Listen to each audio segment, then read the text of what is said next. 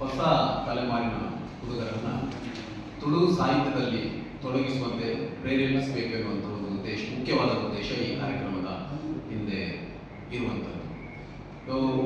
ಈಗಿನ ಮುಖ್ಯ ತಲೆಮಾರಿನ ಹುಡುಗರನ್ನ ಇಂಥ ಸಾಹಿತ್ಯಿಕವಾದ ಕಾರ್ಯಕ್ರಮಗಳಲ್ಲಿ ಇನ್ವಾಲ್ವ್ ಆಗುವಂತೆ ನಾವು ಪ್ರೇರೇಪಿಸಬೇಕಾದ್ರೆ ಅವರ ವಯಸ್ಸಿಗೆ ಹತ್ತಿರವಾಗಿರುವಂತಹ ಕಾರ್ಯಕ್ರಮಗಳನ್ನೇ ಆಯೋಜಿಸಬೇಕಾಗ್ತದೆ. ಆ ನಿಟ್ಟಿನಲ್ಲಿ ತುಳು ಸಂಸ್ಕೃತಿ ಆಗಲಿ ಅಥವಾ ತುಳು ಸಾಹಿತ್ಯವಾಗಲಿ ನಮಗೆ ಮುಂದಿನ ತಲೆಮಾರಿಗಳು ಉಳಿಬೇಕಾದ್ರೆ ಅದು ಮುಖ್ಯವಾಗಿ ಅದನ್ನು ಮುಂದೆ ತಗೊಂಡು ಹೋಗ್ಬೇಕಾದವರು ಈಗಿನ ತಲೆಮಾರಿನ ಹುಡುಗರು. ಆದ್ರಿಂದ ಇಲ್ಲಿ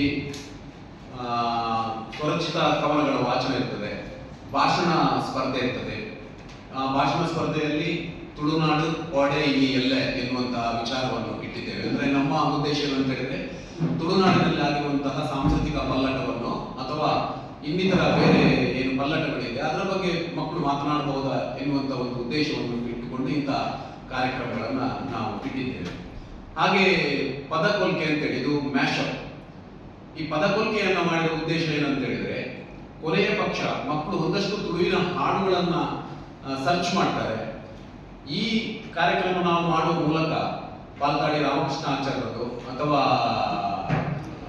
ಕೆಂಪೂರು ದೊಡ್ಡಣ್ಣ ಶೆಟ್ಟರದು ಒಂದೆರಡು ಹಾಡುಗಳಾದ ವೇದಿಕೆಯ ಮೇಲೆ ಬಂದರೆ ಮುಂದೆ ಹೊಸ ತಲೆಮಾರಿಗೆ ಆ ಬಗ್ಗೆ ಆಸಕ್ತಿ ಹುಟ್ಟಬಹುದು ಎನ್ನುವ ಉದ್ದೇಶದಿಂದ, ಅಂದ್ರೆ ಮುಖ್ಯವಾಗಿ ಹೊಸ ತಲೆಮಾರು ಸಾಹಿತ್ಯಿಕವಾಗಿ, ಸಾಂಸ್ಕೃತಿಕವಾಗಿ, ವಿಶೇಷವಾಗಿ ತುಳುವಿನ ಸಾಹಿತ್ಯದಲ್ಲಿ ತೊಡಗಿಸಿಕೊಳ್ಬೇಕೆನ್ನುವಂಥ ಉದ್ದೇಶ ಇಟ್ಟುಕೊಂಡು ಈ ಕಾರ್ಯಕ್ರಮವನ್ನು ಮಾಡ್ತಾ ಇದ್ದೇವೆ.